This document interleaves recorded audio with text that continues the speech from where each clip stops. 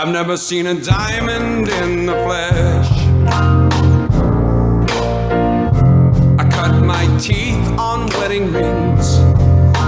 Dude, that's pretty cool. Man, that is a sad clown. Dude, that's pretty good.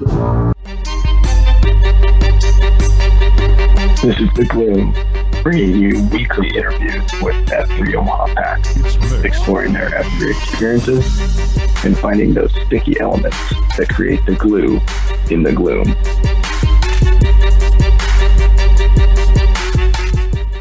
I'm guessing you're not wearing a shirt. Is that why we can't see your camera? You are wearing a shirt and a sweater. You look so professional.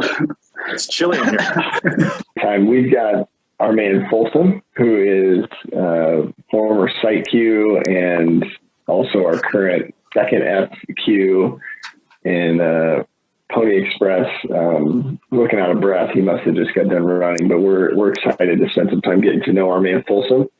And left out flag maker extraordinaire and flag maker extraordinaire, the flag man. Folsom, wondering if you would just give us the backstory. How long you've been F3, who brought you out, and why the name Folsom? Where does that come from? Yeah. So I'm actually coming up on 3 years. May 24th is my 3-year anniversary. So I'm a month behind the Redwoods and F3 in Omaha. When I started, it's funny because there wasn't even like an everyday workout option. And most days pretty much every day there was only one. When there was Monday, Tuesday, Thursday, and Saturday. And so that now it's crazy that we have like 6 a day, every day.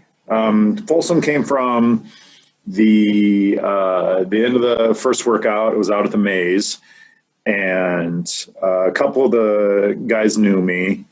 And so when I was, doing the awkward stammering of trying to tell about myself, someone said, well, you like music, right? And I said, well, yeah, I like all country.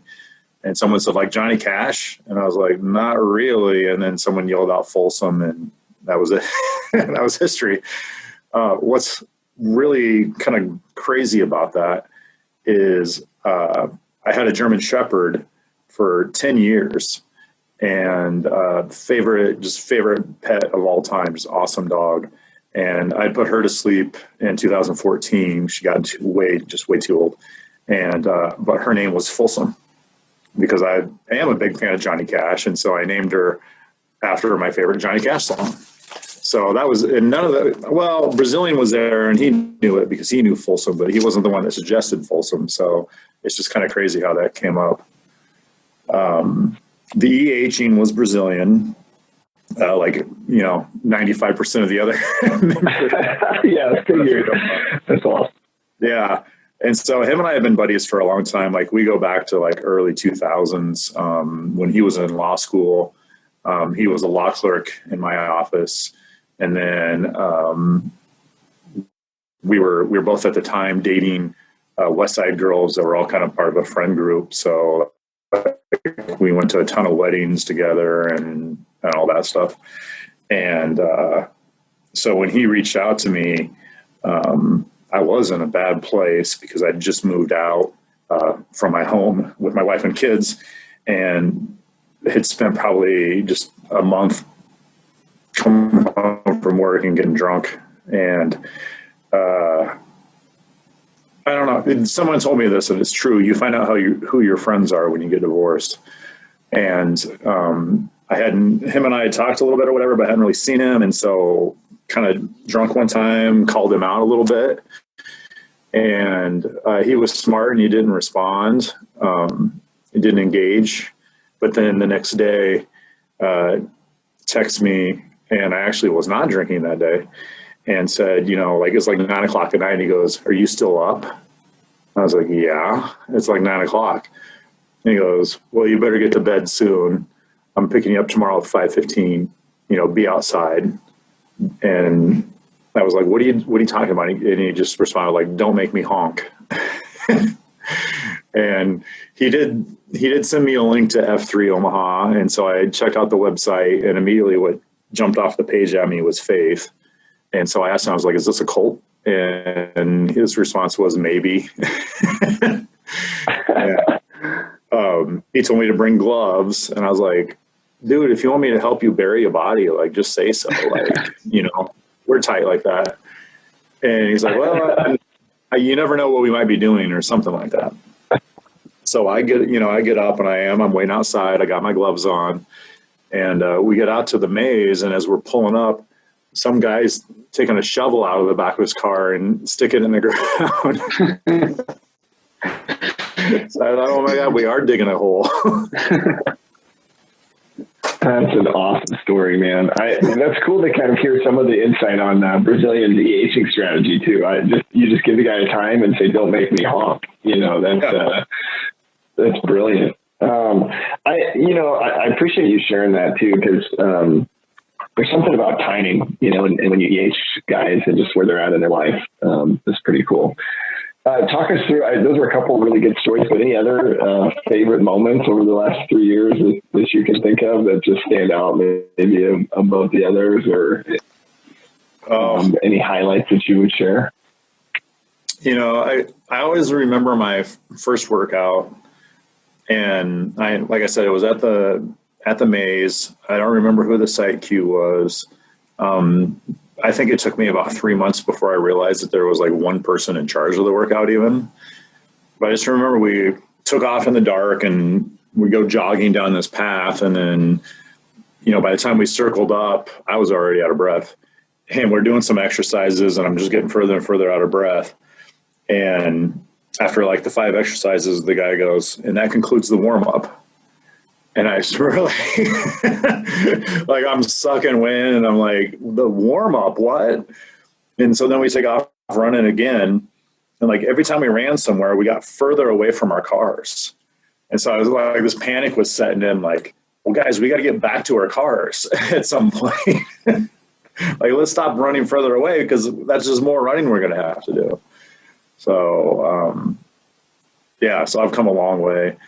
And I love to share that story with people, because, I feel like, some guys always feel bad when they first get out there and they're always in the back or whatever. And it's like, we all, not all of us, I mean, Plague was probably always in the front, but we all, some of us anyway have spent time in the back and know what it's like. So.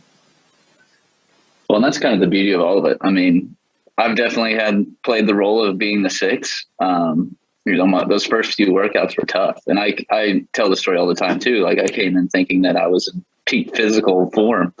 And that just didn't end up being the case. And so, yeah, I've definitely been the 6 with you. It's really cool that, I always remember my first one too. It's just, it just sticks with you. And, for it to inspire you so much to kind of take on a leadership role, to be a site Q, maybe you can kind of talk about why you wanted to do that, how that came about, kind of tell us about how you launched Heavy Metal. Yeah. So way back when I was about to turn 40, I thought to myself, I'm not going to take this laying down. Some reason turning 30 never bothered me, but turning 40, I felt like that was turning old. So I got a weight program, like one of those, like arm day, leg day, chest day kind of workouts, and did it for like 9 months before I turned 40. And it was at 5:30 in the morning. So, and it was, it was the ritual and the routine of going in there and lifting. And I really liked it. And I didn't do any cardio. And so that was probably part of the reason why I was dying so much. So I kept that up because let's see, because I did about 2 years of that before F3. And so that was one of the things I always talked about whenever we were running somewhere or whatever. I was like, well, God, if we could just, go find something heavy to lift, I'd be so much better than trying to run laps around this lake or whatever it was we were doing. And so Wait Time approached me that winter after I'd been there about 6 months or so, and said, he's like, I kind of want to do a specialized one where it would be about weightlifting. And they had that in Natville, where he's, was originally from. And he talked about it. And I think it was even called heavy metal down there too. So when he started talking to me about being a site Q, I thought, wow, I really need to get engaged, because I would come probably about 3 times a week. Some weeks it would only be about twice. And so then I started going, to all of them. Because I'm like, if I'm going to open a site, these guys got to know my face and want to come out and work out with me. And so that, I think, and I don't know if it was intentional on his part or not, but he's a genius, because it got me to completely buy in at that. I was, like I said, only coming, 2 or 3 times a week. And then that got me 100% engaged to where I was coming every day that we had a workout. And I think at that point we did have probably the woodshed on Fridays. And so, I made sure I was there every Saturday and just really bought in, and it's been awesome ever since. And so, yeah, doing the site, launching that was just awesome, and I don't know. Yeah. I don't know. It makes you feel almost, I don't know, like a parent or something, like it's your kid, and so you're proud of it. I'm so glad to see where it's at today, and you just feel responsible for it. And yeah. Yeah. I love that. And we've talked about this too, Folsom, but at first we had Paradise, right? The kind of the running AO, and then you launched Heavy, and selfish me was like, they're going to steal all of our guys. And really what I think we both learned through that is like, you just expand the number of guys you can serve, because now you can serve guys that are looking for 2 different things instead of just serving a guy who wants to run. Now you can serve both the guy that likes running and the guy that doesn't. And that, I think just watching the growth at both of those kind of specialty workouts over time has been really cool. But your leadership has been amazing. And I think, I'm curious, a couple things. So you were recently attributed at the big convergence for our 3-year as one of the guys that kind of kicked off our COTs being so impactful. And I wanted to hear from you, what like kind of triggered you to feel comfortable being vulnerable to set that domino effect? Like how or maybe it wasn't a certain thing, but just kind of curious your thoughts on like, where were you at, or what kind of drove you to get to that level with the guys? Yeah. So I'm pretty positive what he's talking about was around Thanksgiving when I was queuing at the woodshed, and the theme was thankfulness. And so my COT was just about how thankful I was for F3 Omaha. And like I said earlier, like I was heading down the wrong path. I was in a dark place. I was angry, abusing alcohol and not taking care of myself and not being a good friend or parent or anything. And luckily I was out there on the front steps when Brazilian pulled up and went to that workout. And it's like, I think they pretty much nailed it in the book. It was the fact that I was sucking wind so bad that made me want to come back. I was like, that was hard. I'm in terrible shape. I thought I wasn't, thought I was a beast because I was still going to the gym and lifting weights, but I was like, I'm in terrible shape. I need this. And so that got me to come back. And then once you kind of start making some connections, some friendships, and people were just, you could tell that people honestly cared about you. Like, Waffle House was one of those guys that, like, if you were next to him during a exercise, he was talking to you about, well, how was your weekend? How's the family? What are your kids up to? And a lot of guys were like that. And so you start to feel comfortable around guys, and you go through that shared suffering of the exercise and in the gloom and everything. And it makes you just feel a lot closer. So as I'm giving that, COT and talking about how thankful I am for F3 Omaha, I talked a lot about that, about, the road I was going down and in the wrong path and that kind of thing, and how it saved me. And I was just so thankful for everyone there. And, I guess I didn't think of it as being any sort of sea change or, watershed moment or whatever. It was just me just being honest, and sharing my feelings. And I think part of what led me there, I guess, is when you go through something like a divorce, like it kind of tears you open and it's like a wound almost. And I think you kind of have two choices. You can either pretend like it never happened. And I know people that are divorced, and like people they work with every day don't know that they're divorced, so it's like, because I get it, I'm embarrassed, I'm ashamed. I mean, there's all kinds of feelings there. Or the other option is you just own it.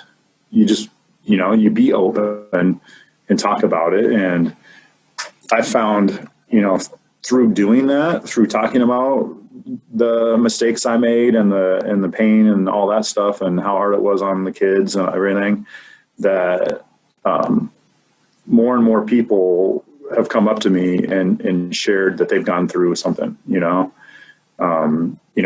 maybe not as severe as a divorce, but like had marital problems, had this or that in their background. And so it was awesome for me to open up and share that and to get an immediate response. I mean, it was like, I'm walking back to my car and someone comes up to me and it's like, hey man, just wanted you to know, like, I've gone through some pretty terrible stuff in my marriage too. Like, you're not alone. And, and what a weight that takes off your shoulders, because I felt like I was on an island. Well, and to be yourself, to own that, and then to be loved despite your mistakes, despite, to have guys just come around. Yeah, I've had similar feeling, and I love it, man. I definitely love your story and have been impacted by you in many ways. I do want to kind of get your opinion. You mentioned Free to Lead, when you mentioned the book, I think that's the book you're referencing.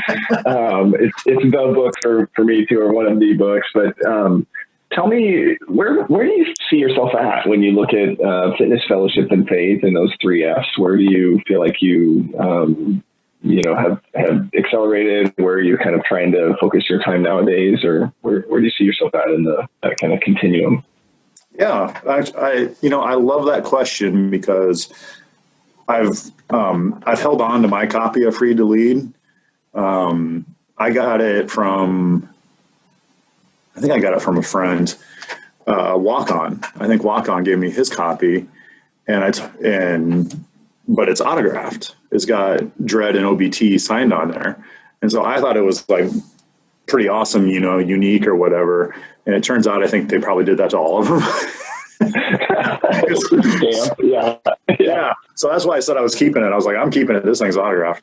But so I read it that first winter. So again, I started at the end of May, and then that first winter when I was going to be a site Q, I'm like, well, I got to read the book Free to Lead. And so as you're reading all that, I remember texting wait time, probably annoying the shit out of him, because it was just like every other paragraph was a light bulb going off. Like, oh my God, I was a sad clown. Oh yeah, I did the Pogo 20, but I still did it, and then everything just, all kinds of, bells and stuff are going off of they're telling me about my life, it was unbelievable. And so then this past winter with the pandemic and everything, I don't know, I just felt like revisiting it. So I read the book again. And so let's see. So I would have joined in 2018. So I'm reading it in, 2020, 2021. So almost 3 years later. And I felt like I was on the other side of a lot of the stories. The one that stands out is the guy, the first timer, who, his first workout, he tries to keep up and they have to keep coming back to pick up the 6, and he feels terrible that they're waiting on him and all this stuff. So at the end of the workout, he sees the queue and over by his car, and he goes over to apologize.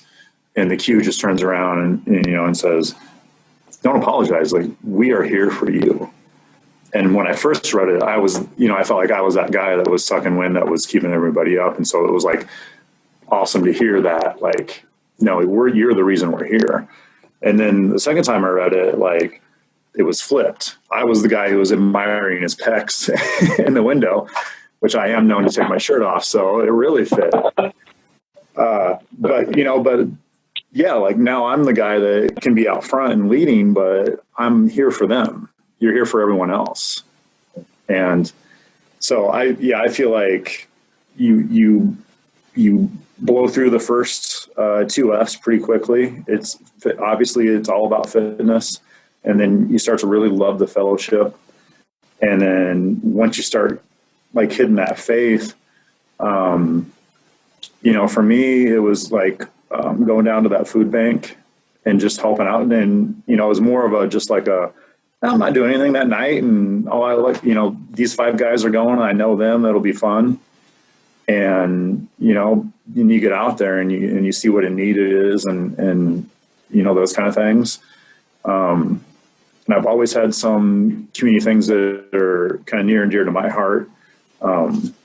Working, in juvenile law, anything that has to do with kids means a lot to me. And like toy drives and Christmas, winter coat drives, those kind of things, like, have always meant a lot to me. And so it's been great that we've done some of those things for, through F3. And I think just being aware of something greater than you, of that sense of community, and wanting to give back. Yeah.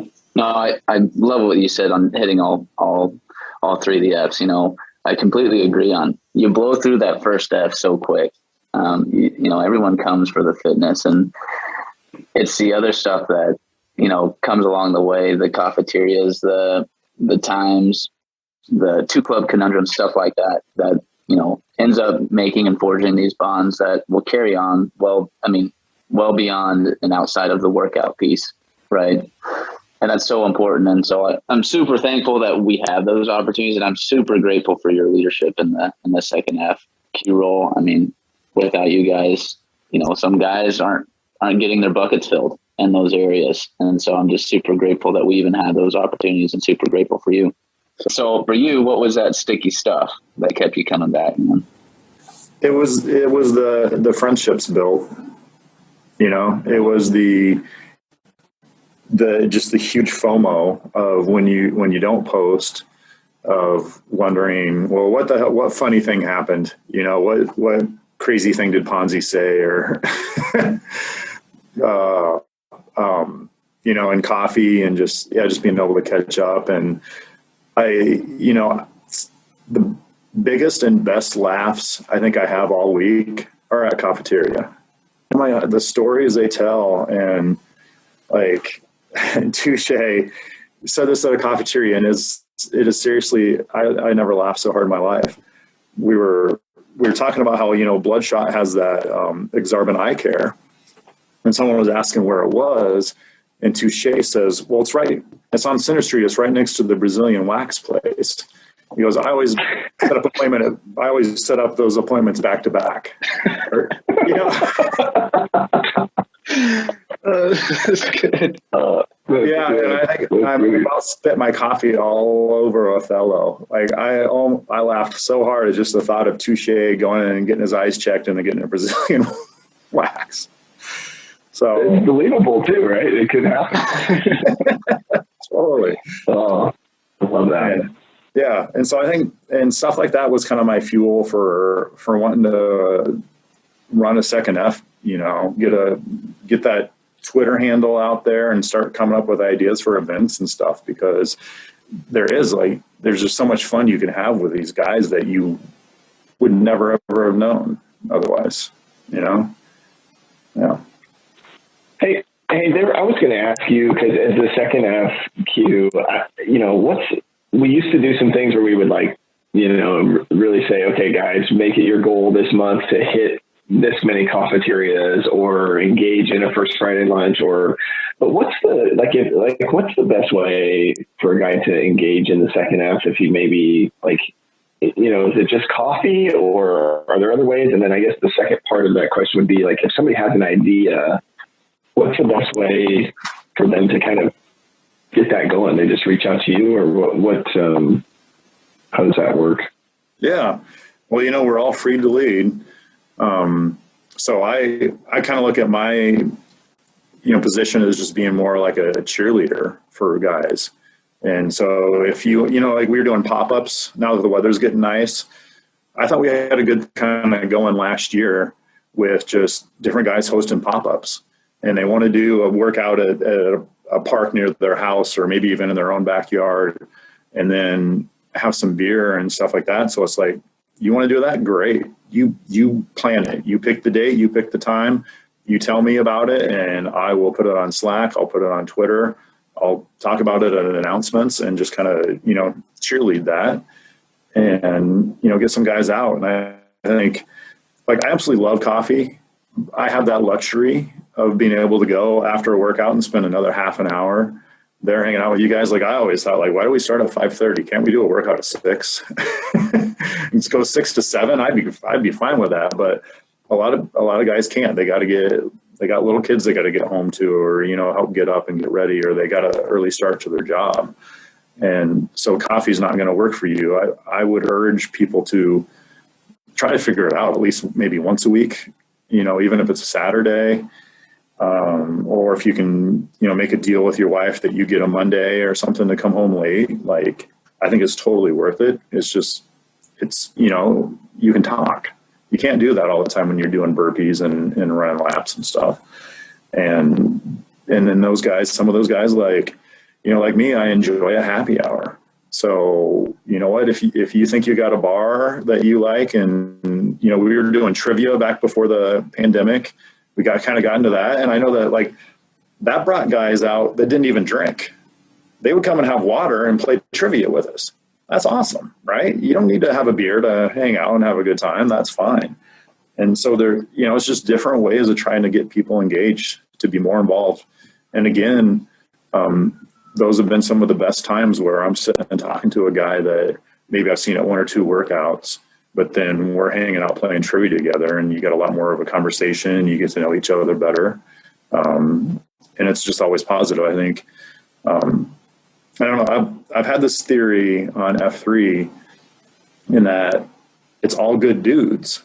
And the reason is the guys that come once and don't ever come back, they don't like it. I think those guys are assholes. And so F3, something about it, the assholes weed themselves out. And then there's guys like me that were probably borderline assholes, but F3 has taken that out of me. It's made me a much more appreciative, friendly, outgoing, understanding kind of person. And so I think F3, you're not going to find an asshole in F3 because either they're so big at it, they don't like it and they don't come back, or, through time, all these good influences, work them into being a good person. Man, I think you're hitting on some pretty profound stuff right now, because, I always joke with Plague, we outduel each other for who has the biggest ego. So F3 has definitely been a tool that we've used that have humbled us, whether that be throughout workouts, whether that's at a book club and someone, or just a PAX member reaching out and saying, hey, what's going on? Walk me through how you're working through this problem, and just giving you a different perspective than the one that you have. So I think, you're hitting something right on the head there. And, I notice it too with myself. Plague is a good person that I bounce a lot of ideas off of. Tater Tot's another one. Super wise guys that are just able to give me some real honest feedback when I need it. And then, you get Huffy leading a brickyard beatdown or something like that, and that'll humble you pretty quick too. So just, there are some components there that really can help change for the better. And I think you're hitting right on the head, man. Yeah. Yeah. Only thing I would say is maybe not assholes, just sad clowns in denial. I think, those guys come back sometimes, and I'm with you as far as being borderline that way. And I still, there are some days where I revert back to my old sad clown ways and have to get, dig out of it. But there's definitely something special about the guys that are coming to F3 for sure, man. I love that perspective. Least favorite workout, exercise, and why? Gosh, what is it? It's that thing that's like an 8 count. Like there's a burpee, a plank jack.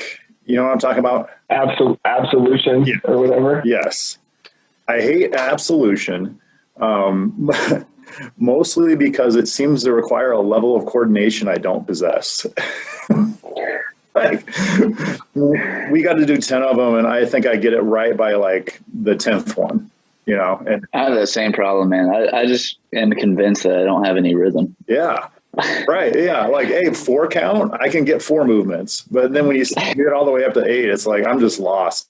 I'm throwing in a plank jack at random times. And I hear you for that. That's how do you do on the stynal? The stynal must be tough for you then too. That was hard. Well, the stynal is just like, we're just gonna stand in a plank forever or whatever, hold the plank forever, and then we're gonna do some merkins, and then yeah. Well, Steinel, I thought for the longest time it was like some war cry that just wait time yelled every single time he was on the cue. Anyway, kind of last question here to wrap us up. On a lighter note here, what piece of advice would you give to an FNG? Oh boy. I think just lean in, if it's just lean in, because this is an amazing group of guys. And like I said, the more that I felt like I was vulnerable and open, the more support I got. And, Plague said something earlier that was profound and fantastic. And it's just like showing who I was, warts and all, mistakes and all, and still getting a feeling of being loved was just life-changing, So I think that's what I would say to guys is lean in. Like, listen, you can come for the fitness. It's definitely going to do you some favors. And you can even get in with the fellowship and, maybe meet some guys to go golf with on the weekend or whatever. But if you really want it to change your life, then just fully lean in, be open, be vulnerable. And just, it's amazing what will come back to you. Awesome, man. Hey, Folsom, this has been fun. I love hearing your story. And I think it's funny, right? Because just like Free to Lead, when guys are listening to your story, there are elements where they hear their own story. And I think that's so cool to be able to hear it straight from you. And I wonder if you would just take us out with the standard name-orama, just the old name, age, and nickname. All right. Eric Strovers, 45, Folsom. Folsom. Good job, man.